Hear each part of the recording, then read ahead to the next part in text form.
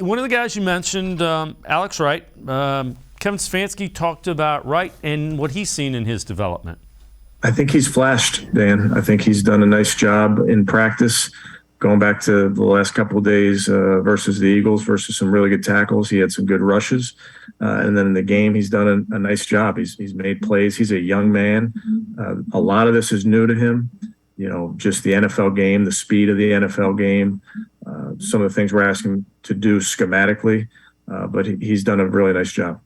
And then just, you know, with Miles and Jadeveon, what do you think it's meant for him? I mean, he was telling me yesterday he just learned so much from those guys. He calls them almost player coaches. What do you think he's picked up from those guys? Yeah, I think any young player is doing himself a disservice if he doesn't watch the vets in front of him and learn in terms of how they study, how they prepare, how they practice, the different techniques they use. So he's fortunate to have a couple veterans there in Miles and JD that have played the game at a really high level. And again, those are guys that kind of like taking the young guys under their wings as well, which isn't always the case. Yeah, Alex Wright looked really good, I thought. You know, they're asking him to set the edge. He did that really well.